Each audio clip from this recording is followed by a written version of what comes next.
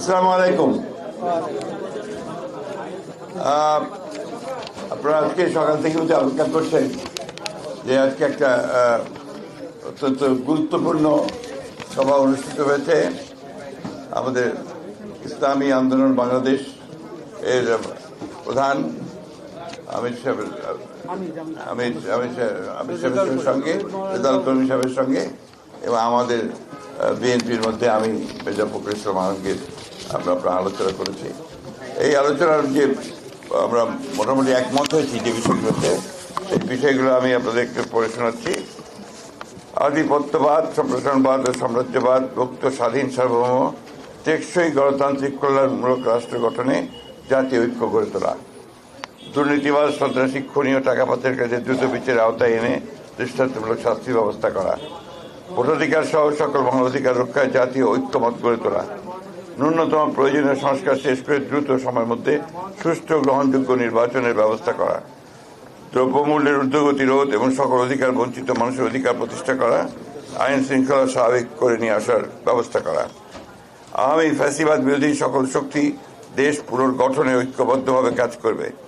ফ্যাসিবাদ বিরোধী শক্তিগুলো আগামী একে অপরের বিরুদ্ধে আঘাত করে কথা বলবে না। আগামীতে যাতে আমেরিকার মতো আর কোনো ফ্যাসিবাদী শক্তি ক্ষমতায় আসতে না পারে সে ব্যাপারে আমরা রাজনৈতিকভাবে ঐক্যবদ্ধ থাকব। ইসলামী শরিয়া বিরোধী কোনো সিদ্ধান্ত নেওয়া হবে না এবং ইসলাম বিরোধী কোনো কথা কেউ বলবে না। প্রশাসনে এখন বিদ্যমান আওয়ামী ফ্যাসিবাদের দোষদের দ্রুত অপসারণ করা। এই ছিল আমাদের মোটামুটি আলোচনা করে এই বিষয়গুলোতে আমরা মোটামুটি ঐক্যমতে পৌঁছেছি। ধন্যবাদ। পরে উনি বলেনি বলেন।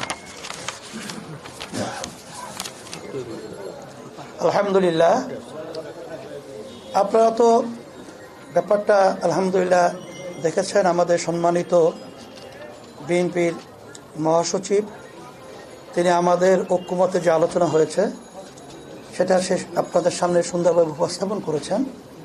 আমরা আলোচনা আনতে এই বিষয়গুলো নিয়েই আমরা ঐক্যমতে পৌঁছেছি এবং আপনাদের সহযোগিতা আমরা কামনা করছি। আমরা যেন সুন্দর একটা দেশ সামনে ভবিষ্যতে একাকার হয়ে আমরা গঠন করতে পারি, সেভাবে আপনাদের সহযোগিতা, আন্তরিকতা এটা আমরা চাচ্ছি। আর সাথে সাথে যে কথাগুলো আমাদের হয়েছে আমরা তাদের সাথে, আমাদের সাথে এবং দেশ এবং মানবতা এবং রাজনৈতিক ব্যাপারে সব বিষয়গুলোই জিস্ট আলোচনাটা আপনাদের সামনে আমাদের সম্মানিত বিএনপি মহাসচিব তিনি উপস্থাপন করেছেন। সেটাই আমাদেরও একই কথা। বিএনপি মহাসচিব বা বিএনপি দীর্ঘদিন ধরেই বলে আসছে ন্যূনতম সংস্কার শেষে দ্রুত নিরপেক্ষ নির্বাচনের বিষয়ে ইসলামী আন্দোলন বাংলাদেশ সেই দাবিটা আসলে কতটা? এটা আমরা আগে থেকেই বলেছি যে দ্রুত সময়, আমরা সেখানে শব্দটা ব্যবহার করেছি, খুব বেশি সময়টা না নিয়ে যৌক্তিক, সেই যৌক্তিক সময়টা আমরা বলেছি 1 থেকে 1.5 বছরের মধ্যে, এরকম একটা কথা আমরা বলেছি। আর 6 মাস তো প্রায় চলেই গেল, আর 1 বছরের মধ্যেই সুন্দর একটা জাতীয় নির্বাচনের ব্যবস্থা করবে, এটাই আসলে মূলত আমাদের কথা। Thank you.